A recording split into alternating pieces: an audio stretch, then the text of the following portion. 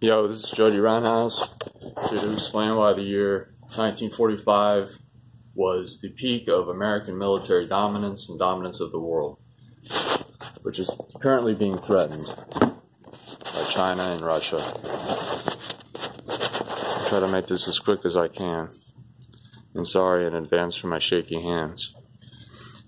In World War II, the United States fought two total wars on literally two positions of the world. We had mastered maneuver warfare, tank warfare in Europe against the Germans, and we had mastered amphibious assault attacks and naval and aerial battles, strategic bombing in the Pacific campaign against the Japanese. Now the Soviets, they took a lot of losses over here. They got mauled up by Germany. But our introduction, and especially with Patton challenging the doctrines of the Germans, by this time Hitler had taken control of his high command of the military, which is ultimately why they were defeated. By the end of World War II, the United States controlled Western Europe, the Atlantic, the Middle East, the entirety of the Pacific and the Pacific Rim, Japan, of course, South Korea, not to as much of an extent. A lot of these countries were still backwaters. China was a backwater in 1945. India was a backwater in 1945. We gained the world. All that the Soviets gained was this.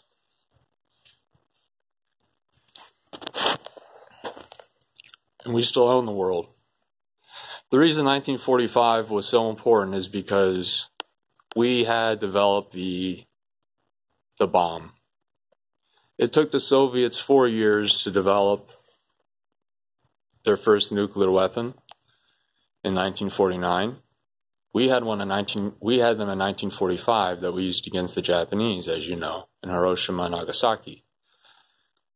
So not only had we mastered amphibious warfare, naval warfare, and landing mass armies on the beaches, especially in Normandy in World War II in Europe. Again, here we had mastered land warfare, here we had mastered seaborne warfare, and we had the atomic bomb. So during those 4 years, even though the Soviets under Stalin, maybe they outnumbered us in Europe with tanks and all that stuff, but if we had 2 or 3 atomic bombs and we dropped them on Moscow and a couple other major Soviet countries, well, we would have destroyed Russia. And then in 1945 to 1949, depending on delivery system technology, we would have been the unipolar power of the world, the world's sole superpower, which is what we are now. The Cold War would have never happened. But that's a different counterfactual that we can get into later. Right now, in 2018, China, which was a backwater in 1945, Russia, which had been destroyed in 1945, except militarily, they were on stop. China, Russia, and Iran, right now, are doing the best that they can to counter the influence of this unipolar sole superpower world controlled by the American empire, which again controls the Pacific Rim. It's being challenged in the Western Pacific by China. Russia's challenging us in Europe.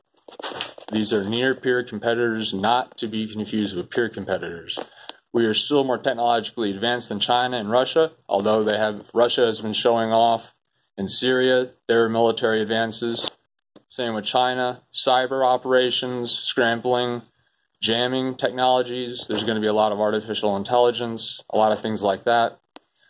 That's coming up. This is 2018, and I envision by the mid-2020s there will be a war most likely with China, not Russia. So, in 1945, the United States controlled the world, and in 2018, we still control the world as the world's sole superpower. The Soviets are a third world country with a large nuclear arsenal, but their economy is based on petrol exports, and sanctions have been hurting them badly. China is in the midst of a trade war with President Trump, and there's some other stuff going on, alliances being formed and controversies and whatnot.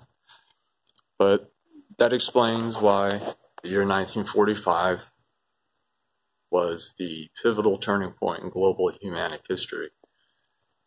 The United States became the world's sole superpower and controlled the globe except for Eastern Europe, which we got the Ruskies have. Except for now, I got Poland's back. Yo, Mr. Poland, man, it's a shout out to you, bud. Hope this made some sense.